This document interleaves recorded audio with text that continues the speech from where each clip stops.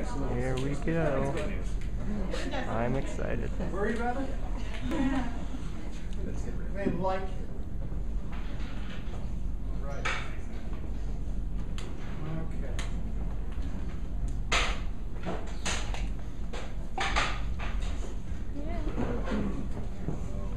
You've been standing by.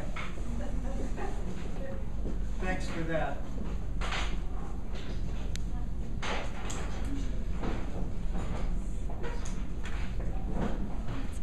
So I don't know if I'm just supposed to start or if anybody's... No, I'll come up. Okay. Now please stand by.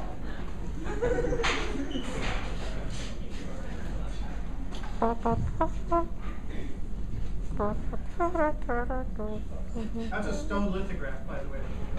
First and only stone lithograph I've ever done. All right, thank you so much for your patience while we dealt with our technical difficulties here. Blame it on us. I'd like to remind people before we get started, make sure you've turned your cell phones off so we're not taking phone calls while we're having our reading this evening. So it's my pleasure to welcome with us Jim Woodring. He's the Stranger's 2010 Genius Award winner for literature. His works include The Book of Jim, The Frank Book, The Portable Frank, Seeing Things, Trospers, and Weathercraft. Tonight he joins us with his new graphic novel, Congress of Animals, featuring his iconic character Frank. And as my friend Paul Constant said in The Stranger, on the Slog today, he said, every one of Woodring's comics is an epic poem, a psychedelic novel, and a deeply personal memoir. If you can't identify with his protagonist, the innocent but fickle Frank, there is something wrong with you. Please join me in welcoming Jim Woodring.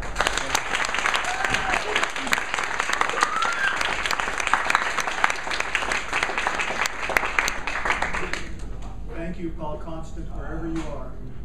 Are you here tonight, Paul? For you now. Good. I got a big voice. Turned it off. So. Is it off? Oh. Yeah. Well, do I need it? Can you hear me if I just shout? There we go. Because when my, is that better? Yes. Is that better? Okay, good. Excuse me. Well, thank you very, very much for coming out here tonight, ladies and gentlemen. It's good to see you. Good to see friends in the crowd. This slideshow I'm going to be presenting is a self-promotional puff piece, which is designed primarily for people who know nothing or very little about me or my work, which is almost everybody. In the off chance you are familiar with what I do, I hope you'll find something here to interest you. I have 40 minutes in which to speak, and I was going to bring a little timer with me, but I accidentally left it in the car, so I'm going to ask my wife to signal me when the 40 minutes are up, and I will just stop at whatever point I've reached when that time arrives. I'm sure you'll have had enough by then. And at that point, I'll answer any questions anybody may have, and I will sign any books anybody may want signed. My name is Jim Woodring, and I'm a cartoonist. I've been quietly plying my trade for the past 30 years without attaining so much success that it would be an encumbrance, and without exciting so little interest that I would become mortally discouraged. In short, my rise from anonymity to obscurity has been blessed with exactly the kind of half-challenging ruggedness that keeps a man in fighting trim, as you can see. I'm here to talk about my new book, Congress of the Animals. Since it has no words, I can't do a straightforward reading from it, but I don't want to interpret it or describe the action to you either, because as you know, once you start talking about these things, it's goodbye, sweet bird of mystery, and I don't want that. I don't want to detract from your fund of curiosity, I want to add to it. To that end, I'm going to give a lightning fast tour of some of my other work from the past few years to provide a context for some of the more questionable aspects of the new book, which you will, I hope, be seeing shortly. I call myself a cartoonist, even though my actual output of comics has dwindled drastically in the past few years. because I've spent more time making drawings and paintings like this one. What I draw now is not always cartoony in the accepted sense of the word, but to me, this is a cartoon pure and simple. I guess you could call me an imaginative artist, even though it's reality and not fantasy, which is the basis of my work. This charcoal drawing is called Worse and Worse, and it's one of dozens done for a multimedia collaboration with the guitarist Bill Frisell. And it was designed to be slowly revealed in the Ken Burns manner of slow truck outs and cross dissolves. My goal when I sit down to draw is the same as it was when I was 4. I found life confusing then, and I find it just as confusing now. I like that. I like it and I want to draw it. I sense that there's a larger, more real world lurking behind this one, and I've always sought to uncover it. And my work is a way for me to think about that. The pleasure that I take in imaginative speculation on how that world might look, if we could do more than just glimpse it, has been the motivation behind all my work, and in fact my life in general. The physicist Sir Arthur Stanley Eddington expressed my sentiments exactly in his much scoffed at book Fundamental Theory when he wrote, quote, "It seems to me that the first step in a broader revelation to man must be the awakening of image building in connection with the higher faculties of his nature, so that these are no longer blind alleys, but open out into a spiritual world. A world partly of illusion, no doubt, but in which he lives no less than the world also of illusion, revealed by the senses." He was speaking to his fellow scientists, urging them to blaspheme, or to change their scientific religion to one in which blasphemy is not possible. Similarly, I feel that for those to whom art is a religion, there is a danger of dwelling continually among art's blind alleys. And to commemorate this suspicion, I'm working on a set of 6 drawings, prints of which will be available in a deluxe case, a case against art. This one is called The Artist's Eye. And here you see the artist stripped of his mystique, the nature of his task and the extent of his self-delusion shockingly apparent. He suffers from a kind of tunnel vision, which makes the pursuit of the perfectly expressive shape or the perfect pink to go with gray-green seem a worthy goal, when in reality, he is just stirring up trouble by not being fully aware of the extent of his involvement. Ironically, this artist, this seer, this shaman does not take his exalted position seriously enough, and he fails to see everything he is attaining through his single-mindedness.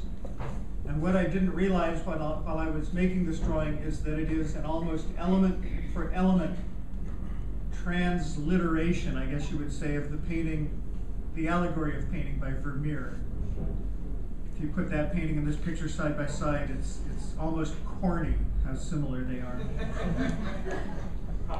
Sometimes the images that arise from these investigations are too abstract and oblique to be interpreted. This drawing is called Parables, and it provides a further glimpse into the world sought by the artist in the previous picture. As you can see, there's a lot happening here, but it's difficult to say what is really going on. This is what I imagine a Kandinsky painting would look like if all those abstract shapes were to be seen as the actual objects they might represent. It's difficult to imagine a human being fitting into this picture, but very easy to imagine a human soul on holiday there, and that's exactly what I'm proposing. The means of relocation are at hand. Who has the courage to step away from the world of comfort and agreed upon meaning for a chance of true happiness in the larger hidden realm? This is another drawing for the case against art. It's called The Holy Land. It's another exhortation to be realistic. I know these drawings get kind of preachy sometimes, but you know how it is. They're born with an attitude and they hang on to it. I'm interested in life as a kind of laboratory situation, meant to be tested and explored. This picture is called, Could I Do This? Did I do that? The form of the title is, of course, borrowed from Gauguin. And in the background, I want to point out, it's cut off there a little bit, but you can see some youngsters are skylarking, and one of them has tapped another one on the base of the spine with a stick, causing the tappee to have his tongue extend and stick to that plastic model of a frog's nervous system. I know that's obvious and didn't need to be pointed out, but it's just, I like it so much. Bad luck intrigues me mightily. I love to capture that moment just before things become too messed up to repair. And of course, as an American, I am deeply moved by real achievement and the wholesome pride that comes from it. It's beautiful. I'm a self-taught artist, which means that my teacher was a total ignoramus. However, a few years ago, I bought a book called Classical Painting Atelier by Juliet Aristides. It's a beautiful book full of philosophical and technical information about the painting methods of the old masters and their modern equivalents. But it made me realize that I wasn't necessarily stuck doing pictures in a naive, shallow style like this one. It's not a very good painting, but his heart is in the right place. It's called Probulum, and it's inspired by Albert Pinkham Ryder's statement that the artist needs but a roof, a crust of bread, and his easel, and all the rest God gives him in abundance. He must live to paint and not paint to live. He cannot be a good fellow. He is rarely a wealthy man, and upon the potboiler is inscribed the epitaph of his art. And so I took a painting class, and my paintings got better right away. To a certain extent. But I realized that for me, at least, there is a pitfall in the course of classical study that leads to the ability to create stunning portraits and still lifes. By concentrating on technique, I would divert the energy of mind necessary to create pictures that express the ideas that are important to me. And so, I made an attempt to make a picture that was more classical and deadly serious. I'll wait. More classical and deadly serious in a way that anybody can understand, but which is also, in essence, a cartoon. And this is it. Jesus and the Bear. The story is simple. The youthful Jesus, realizing that something big is going on with him, heads up into the anti-Jordanian mountains with his skin of water and his basket of flat bread and fruit and his Essene scrolls to meditate and come to grips with his reality. But he surprises an Asian black bear defending her 2 cubs, and there's a fight. Jesus and the bear roll all over the landscape, fighting and slashing at each other, and the bear is getting the best of it when Jesus brings the fight to a sudden halt by elevating the bear's consciousness, bringing her to a state of samadhi, or super consciousness. And we see them here, master and disciple, in a state of shared communion with the divine. My motive for making this picture was to offer a philosophical rebuttal to Mel Gibson's snuff movie. I wanted to show a Jesus who could transcend physical agony and be blissful under any circumstances. And I tell you all this in the hope that you can see that though there's a lot of fearful and disturbing material in my work, it embraces life and is never intentionally cynical or ironic. Anyway, to get to the matter at hand, which is comics, I used to write and draw a magazine called Jim, which documented my waking and dreaming life in self-excoriating comic stories. This spread is from a grisly little psychodrama called The Hindu Marriage Game, and I'm deliberately not showing it long enough for you to read it. Fantagraphics Books. The inestimable Fantagraphics Books has been my publisher since 1986, and they just released this book. It's my 9th book with them and the 7th collection of stories that they've published, which revolve around this central character. He's called Frank. I first drew him in 1988 after I'd kicked the idea for him around in my mind for 6 months or so. What I wanted was a cartoon character, a generic anthropomorph that was the equidistant synthesis of all cartoon traits, a blank slate of indeterminate animal ancestry, a cartoon character who was not a caricature of any kind of animal or human being, and who was capable of absolutely anything. And after that 6 months of cogitation, this is what I came up with. This is the very first drawing of Frank ever made. And this is the second, which was used for the cover of the aforementioned Jim magazine. I liked this drawing because I thought it was absolutely terrifying, but I showed it to the mother of a friend of mine, and she said, "Oh, he looks like my cat Frank. You have to name him Frank." And I thought, Frank Booth for Blue Velvet. That's not so bad. So that's how he acquired the name of Frank. In fact, over the years, I've allowed people to attribute all kinds of qualities and characteristics to Frank. This is Frank from the very first panel of the very first comic strip he ever was in. And it tells you everything you need to know about him, that he's a passive, opportunistic parasite who simply waits for everything he wants to come to him. And he can, well, here's what he looks like nowadays. Whatever the problem was with his eyes, it's corrected itself. I don't, well, never mind. At any rate, Frank can be forgiven for his passive, greedy attitude because the world in which he lives, which is called the Unifactor, does indeed fulfill his every desire, and he has never known any other kind of life. The Unifactor is a closed system of motivated cause and effect where everything balances out and resets in the medium-long term. Frank's life is, by and large, very peaceful and sweet. But the Unifactor does subject its residents to terrible and frightening experiences. It's almost as if the landscape is keeping the characters who live in it as pets, which it sometimes abuses, whether for fun or for some deeper unknown reason, who can say? Marfa Mom.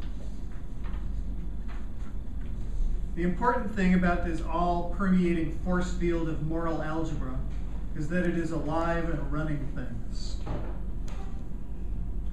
I've drawn about 600 pages of Frank comics in which Frank is kept entirely within the confines of the Unifactor. Some of the other characters have already left the Unifactor, but in mystical ways. This character, for example, called Manhog, who is a low-grade bungler in a destructive force, attained at one point, through sheer providence, an exalted state in which he could easily pass from one world into another.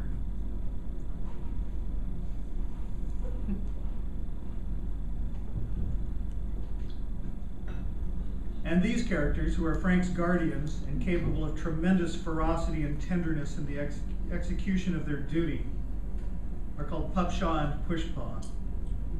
And in a seldom seen comic book called The Loot String, they found themselves dragged through several different planes of reality and into our world, and in fact, into the graveyard in Glendale, California, where my mother is buried.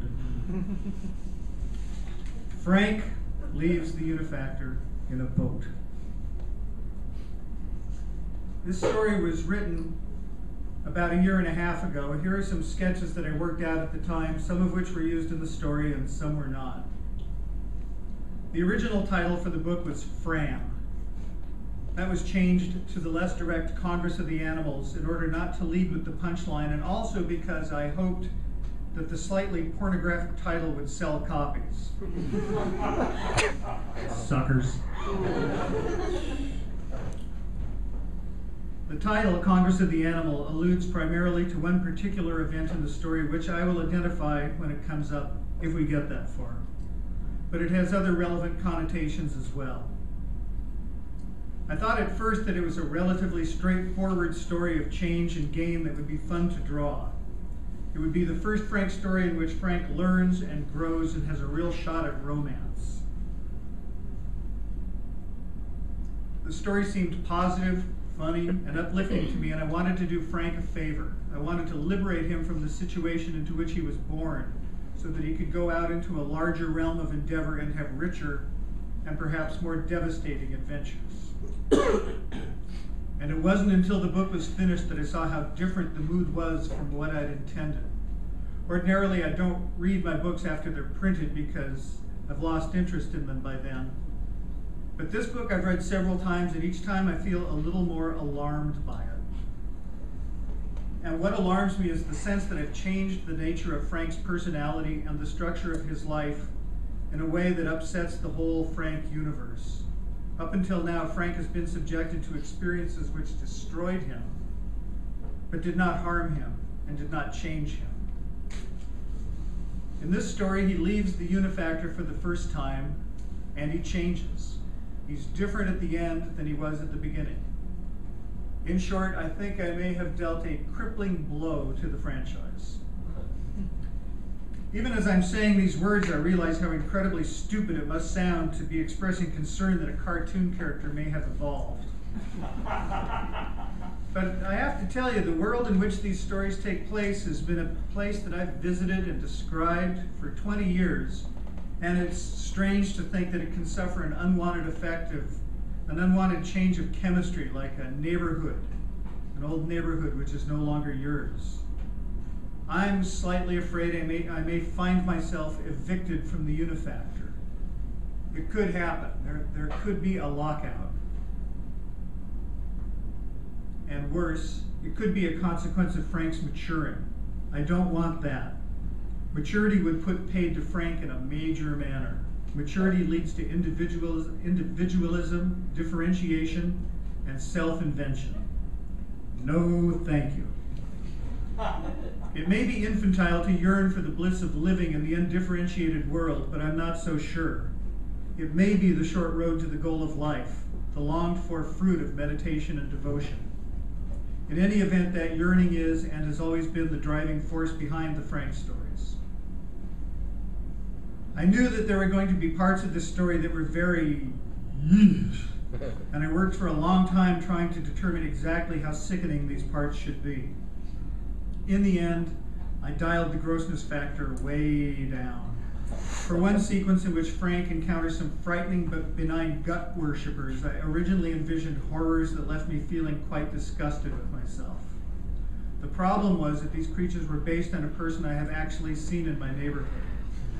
I began to have serious misgivings about caricaturing him, and it took me a while to figure out a rationalization to get me past that.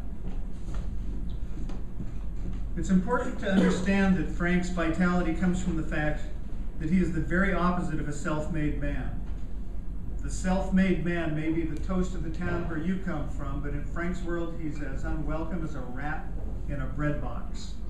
And of all the bad omens, this story starts out with the most self-made man in the Unifactor, and here he is. This character is named Quacky. Quacky, I'm sorry to say, is a jerk. He's that kid in your neighborhood who stole people's coins collections out of their houses and got away with it. The middle path is completely unknown to him. He's either on Skid Road or Easy Street. And here's where Congress of the Animals opens, with Quacky luxuriating on page 1 in his current round of good fortune. He's so drunk on self-satisfaction that he makes a beginner's mistake. See if you can spot it.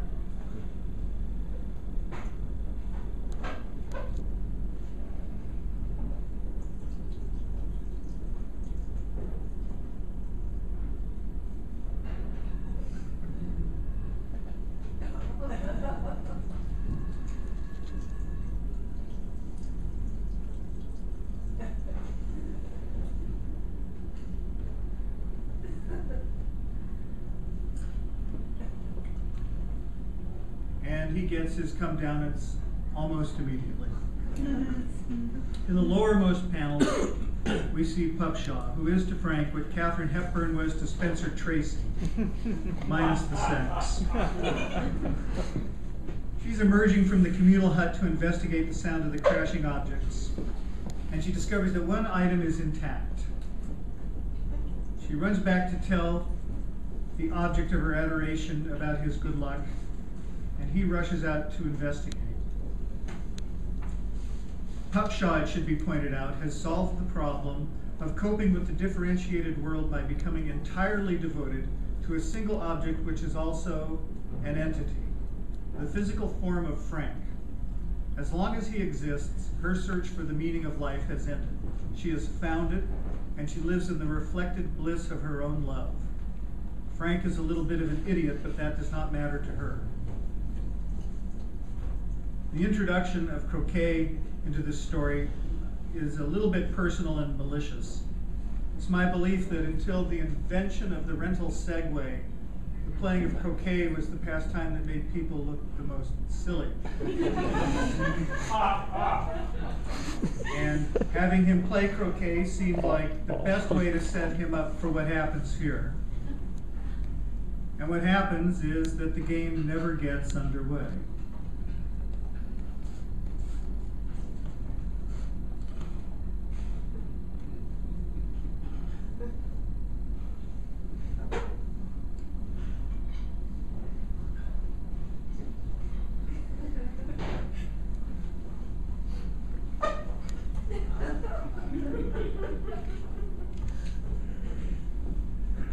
All the time that I was drawing this 2-page spread, an incident from about 15 years prior stayed in my mind. It was January. My son's 10th birthday was a few days away. And it began to snow, and the snow stuck, and it began to pile up. When it stopped coming down after nightfall, there was maybe an inch of it all over the neighborhood with that wonderful white, quiet beauty that it brings. And then I heard on the radio that the rain would come after midnight and melt all the snow. There was no doubt that it was coming. You could see the dark clouds blowing in from over the Olympics. By morning, the snow would be gone, dissolved by the rain while I was unconscious. My son's birthday was coming, and I wanted to stay awake all that night and gather my wife and son by my side and be, the three of us, witnesses to the spirit that lives while all things die. But instead, I went to bed at the usual time and woke up the next morning to wet, gray streets.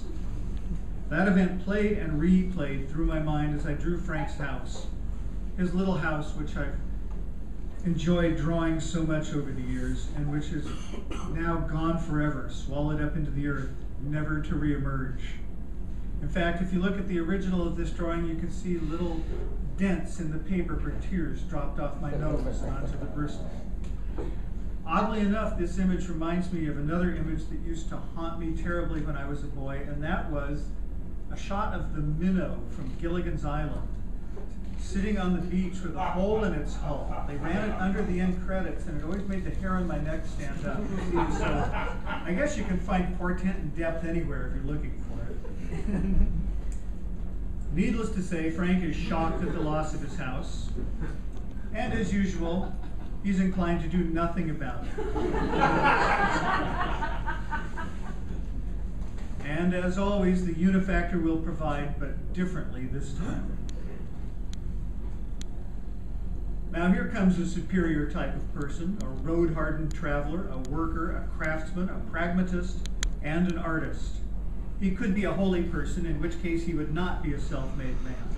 It's very hard to tell what he is by his actions. But in any event, when he finds out what has happened here, he offers to rebuild a new home for Frank. Comes up with a design for it on the spot, points out the ideal place to begin the construction, which strikes me as being a little bit too close to that huge piece of unstable ground that the old house fell into.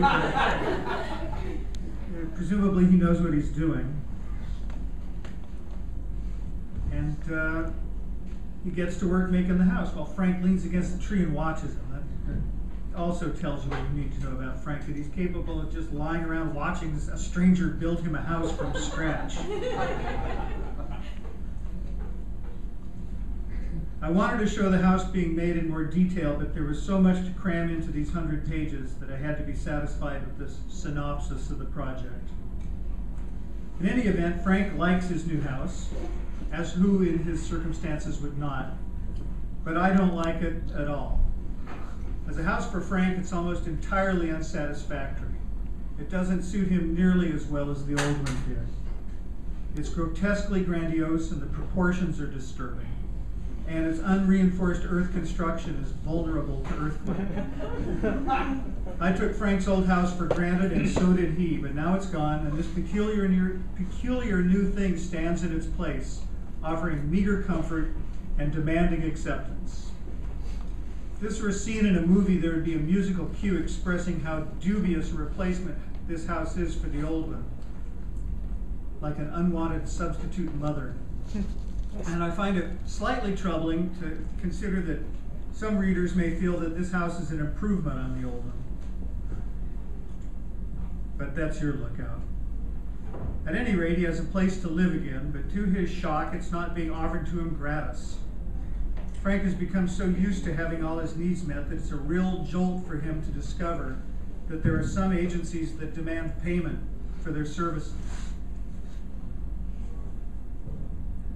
An impromptu contract is written up, and Frank allows himself to be led off to a factory to earn money to pay for the house.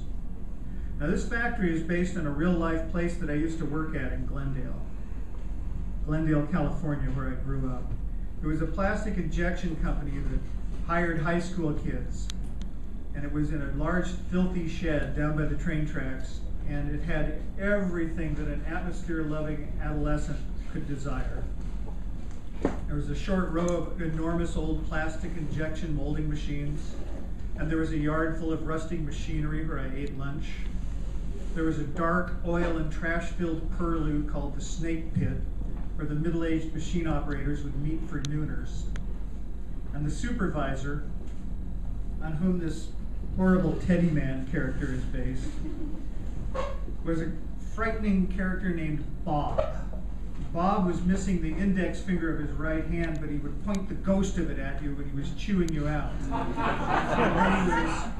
When he was moody, he would sit down and gnaw the rind that grew continually over the pink end of that stump. So to commemorate that, I just made all of his finger stumps and then gave him terrible, terrible contractures so the palms of his hands would bulge out. So take that, Bob.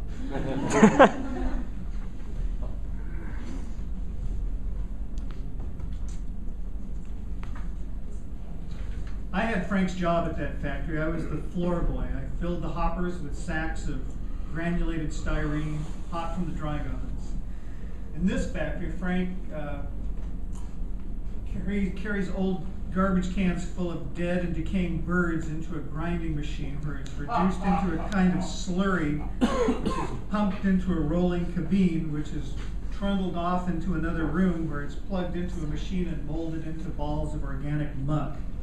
And you can see that Quacky, who was riding so high just a little while ago, has been reduced to this. Quacky is seething with rage at having to work at this job, while Frank, on the other hand, is just depressed.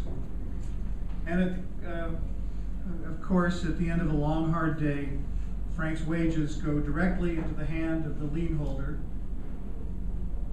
and Frank staggers home, encrusted in filth, to collapse in bed so that he can get up the next morning and repeat the process. He would gladly default on the house and go sleep in the woods if it would occur to him, but he's too tired and demoralized even to consider it. One day, Quacky, the self-made man in servitude, bad influence, and incipient snitch, gives Frank the idea of committing an act of sabotage. And Frank, susceptible, gormless, and now guidance-free, agrees. He accepts from Quacky a large machine bolt and tosses it into the hopper. And the machine jams right away. And Frank disingenuously calls his boss in to alert him to the breakdown of the machine. And he gets it chewing out, and the boss sets out to fix the machine right away, but he makes a mistake that I actually saw Bob make at the plastic injection company, and that is the machine there jammed while it was making something out of black nylon, and Bob put a wrench on the end cap without taking the pressure off the piston. And so when he broke the seal, an eruption of molten black nylon flew out of the machine and created an enormous black nylon dandelion that filled up the entire building, sticking to the ceiling, the joists, the other employees, and delivering a, maybe 3-quart payload right into Bob's chest, which burned and cooled immediately. If it had hit him in the face, it would have killed him, but it didn't. On the other hand, Frank's boss does catch it in the chops, and the last we see of him is he's lying on the floor, gradually suffocating and dying from his burns. Frank naturally decides to get the hell out of there, and Quacky, who is so shaken up that we see him in a rare double take, decides to leave also. So they jump off the loading dock, and with the giddy joy of the impromptu Lamister, they head out into the wilderness. And now they come to a place that I have visited many times, a place that many of you know well, a place that has no distinct or specific form or purpose because it is constructed of ignorance and misconception. It is the world that an infant sees, the subworld reflected, the world dissolved by a prism or by drugs. In short, it is the world as it is, before our minds build models of it to look at instead. It's the world seen without reduction, the world without art. It's the illusion that is greater than reality, the structure of Maya, the structure that lies exposed when the tablecloth of consensus reality is whipped away. Or it would be if I were capable of drawing that, but I'm not, so instead we have this symbolic amusement park, uninhabited, full of rides and diversions, the purpose of which remain obscure.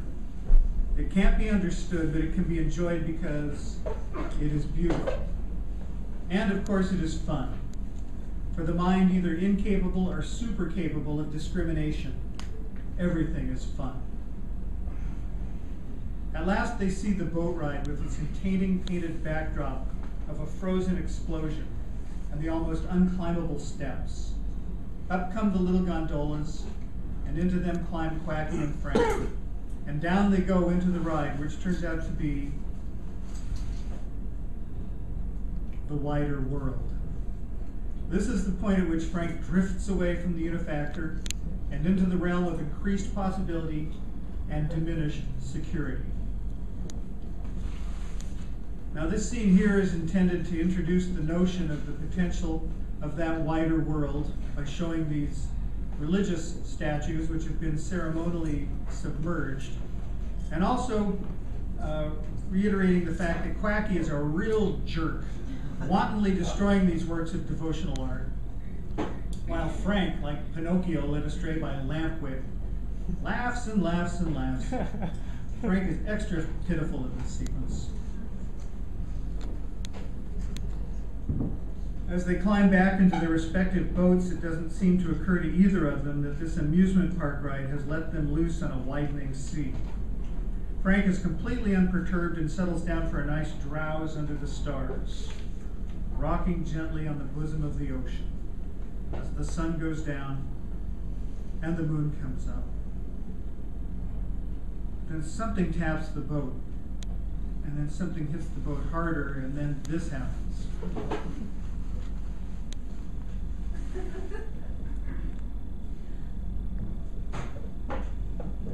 Followed by this.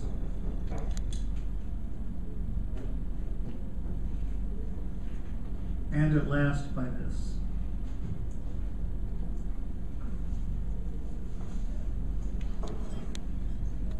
And obviously there's nothing for Frank to do but to enter into this jungle, so with one last look at the unseen audience, he goes in.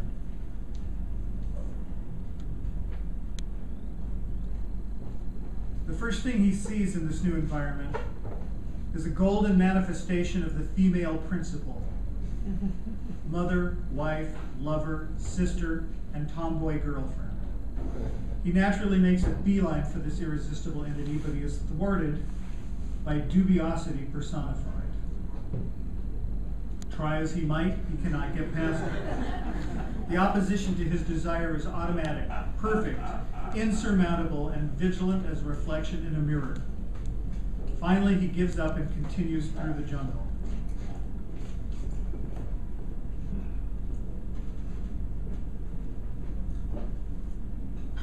And it's a little hard to tell, but all those, in the upper right-hand panel, all those animals are just very gently laying their hands on him. But he thinks he's being kidnapped, so he runs shrieking away until he hits that wall, and when he gets to the top of this large rock, he sees a building across a valley which resembles him. And of course, that's the most attractive thing he's ever seen in his life. Now, there's two things which you can kind of see here, but not real clearly. One, about in the middle, off to the right, you can see what looks like a pair of prairie oysters covered with ketchup. Those are a couple of dragons which are connected by an organic tube and which are constantly fighting like a pair of hot, wet wildcats. And they're very significant. And the other thing is, if you look down in the valley below him, you can see some walls and buildings and things. There's something down there, and what that is we will see directly. Frank goes down the hill until he comes to this wall. And the wall is too high to climb over and too wide to get around. But he does come to an entryway of sorts. Now here again, I wish I could have a musical cue to express the mood of this place. I drew this opening scene several times, trying to get the exact look of sickening whiteness that this place has. The wall is white, the sculptures are white, even the grass is pale. The theme of the decor is guts. The wall that encloses this compound is textured like the interior surface of tripe. Statues, alabaster statues, show bountiful abdomens spilling forth great bushels full of intestines, livers, stomachs, spleens, and kidneys, the whole complement of sweetbreads. There are no amenities, no tables, no benches, no provisions for anything but the contemplation and veneration of guts. Sickening, isn't it? I think so, and Frank thinks so too. Guts have always made both of us sick. But he does manage to find something to leaven the experience with a little humor.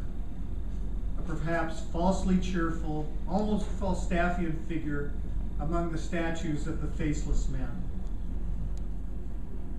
Frank is having a much needed laugh at this when he gets a tap on the shoulder and is surprised by a small committee of the denizens of this place. Yes, Mary? 40 minutes? Then I must stop.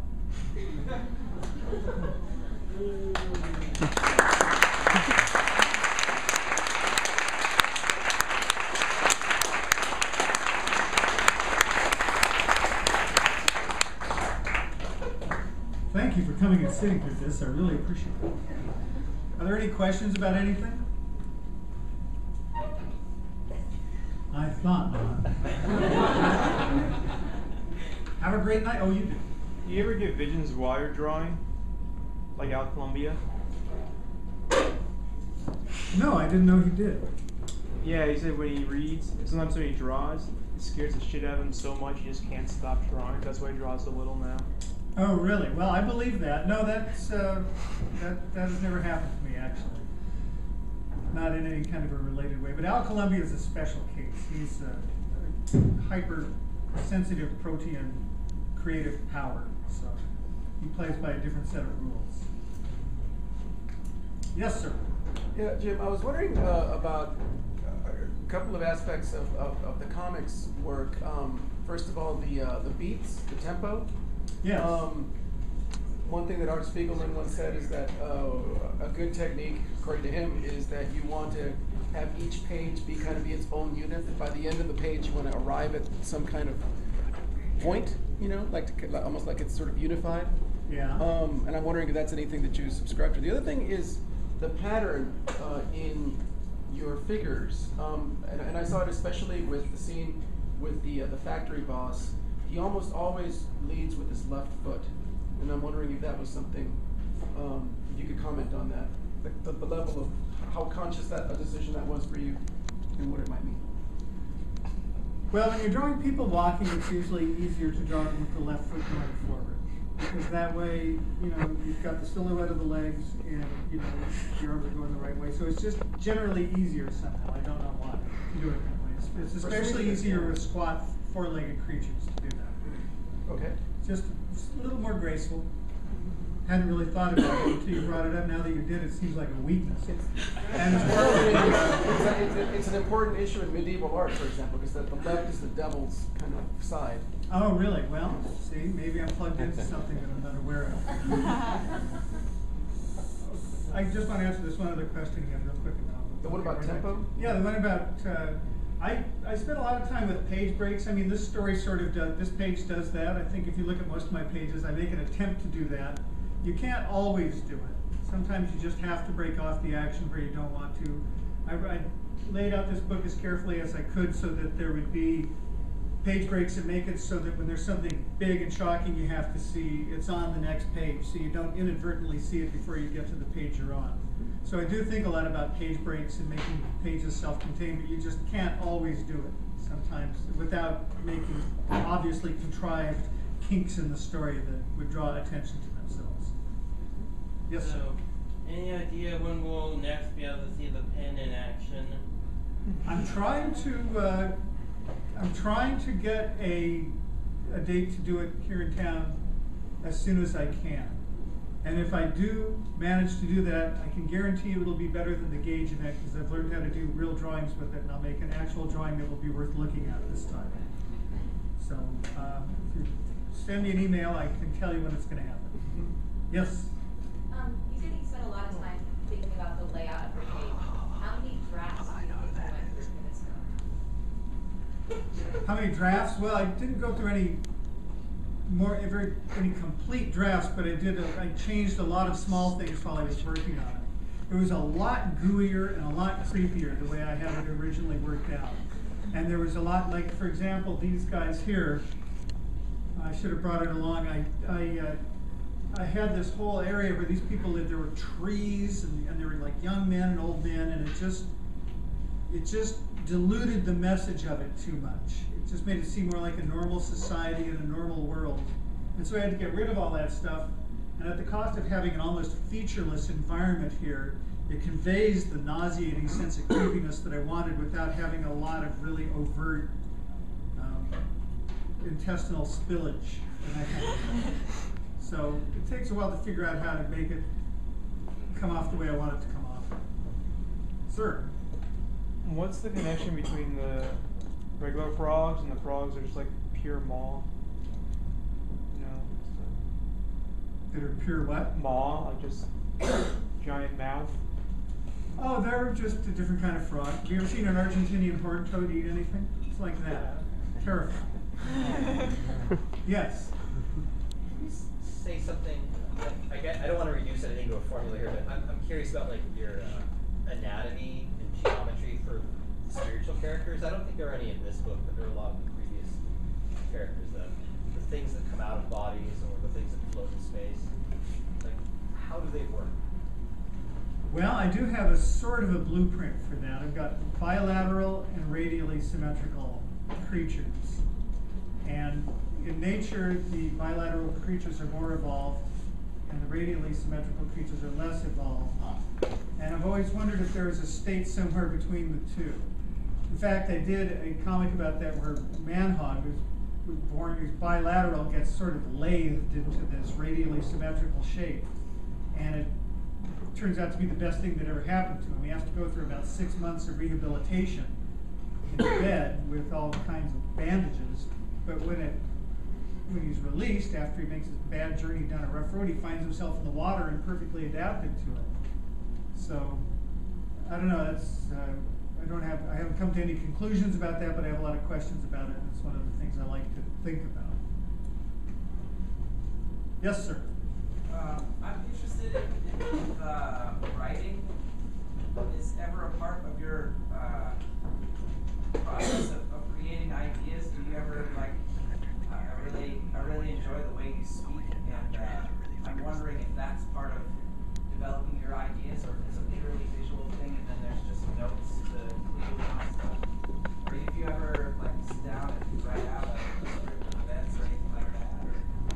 Yeah, I always start with a written out scripted defense. I always start out describing things in short sentences that I can either cross out or keep. And it's all, the story's built out of ideas, and then it's the images are added as needed afterwards. Yes? Hey, so you mentioned the bilateral thing in your comics journal interview, which, by the way, everybody should read because it's fabulous. But do you feel, how do you feel about that interview? Did you feel like vulnerable after it published, or do you feel like stronger because you put your beliefs out there?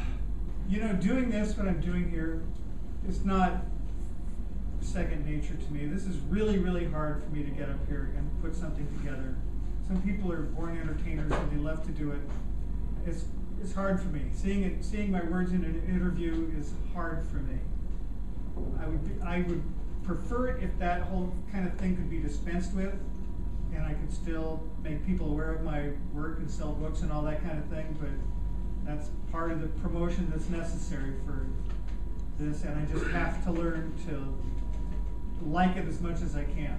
Actually, once I get rolling here and I get to meet people and I'm talking to people, I don't mind it so much, but it's really not my favorite thing to do. And I've got lots of reviews of my work that I haven't read because I just can't bear it. I just can't. It's hard for me to do. I've got somebody wrote their master's thesis on my work and I've never read it. Well, you're sure you can read it if you want. Any old time, just drop by the house. I'm there work banking hours, so come on by. Yes? Are you going to be doing any more prose, like in the early issues of Jim? You know, I've got a lot of, you mean comics with words in them? No, like just straight prose. just say prose. I've got so much of that stuff. I got notebooks full of stuff that I've written, and I find it hard to justify letting it loose in the world because it's not really writing exactly. It's just stuff. Yes. In this book and your previous book, I feel like you really stepped up to the format and gave your characters some kind of epic journeys to go through. Were there any literary influences that inspired this? No, David, there weren't. I just these things are completely standalone, independent, self-reliant, original, unaffected. nothing but what's in here went into there. You know, I read the paper a little bit. I go on Facebook. You know, I read books. I don't allow anything new in. I'm afraid it'll pollute the process. Nothing is allowed into the ivory tower. Yes. How much your artwork, if any, of it is drawn from life?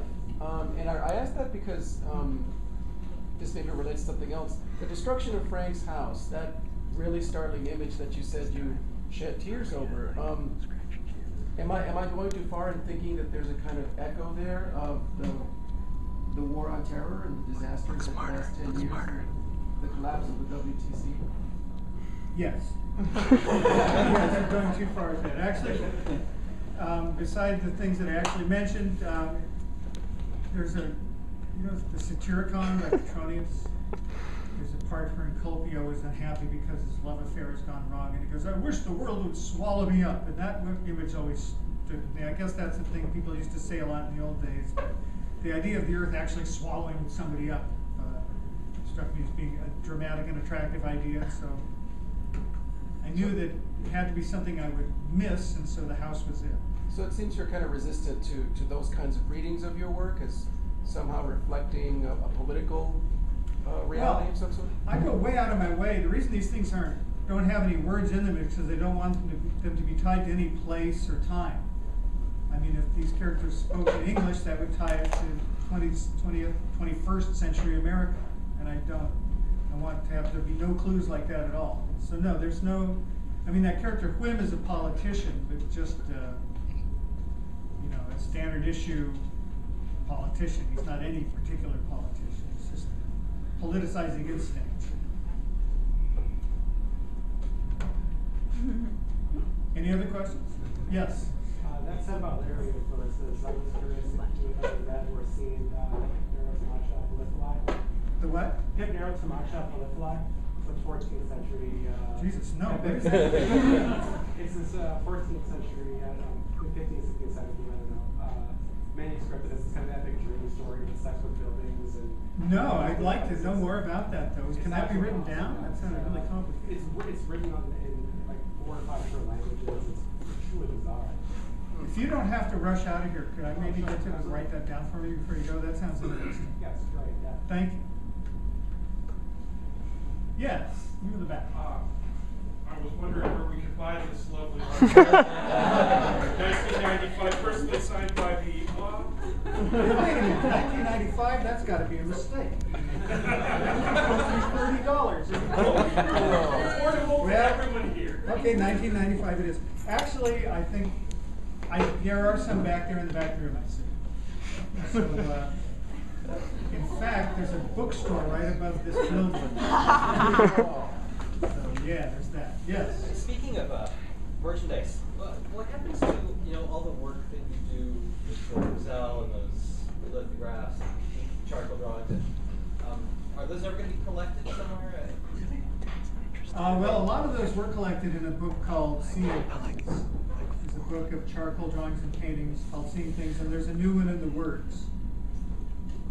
And I guess, I would love it someday if there was a big compendium of stuff like that, where I could just pick the very best stuff and put it in there, but who knows? I hope so. Appreciate the thought. Yes?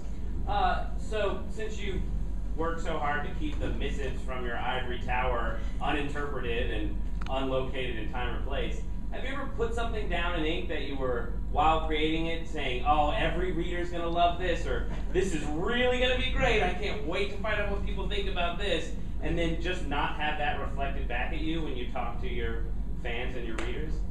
Have you ever had a challenge like that you were really trying to send something through Frank and it just did not happen? Now I know why George Bush gave those answers. People asked him if he did anything wrong. I really can't think of. It must have happened. I guess it's because I don't really think in those terms. I don't think, wow, people are going to love this. I think, well, I like this.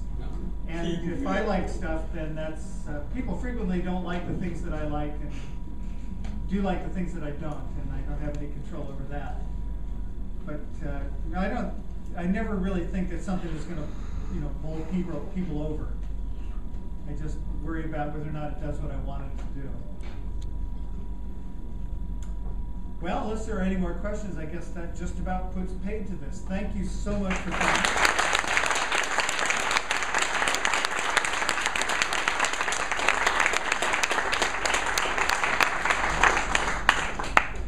And thank you, Elliott Bay Books, and thank you, Fantagraphics.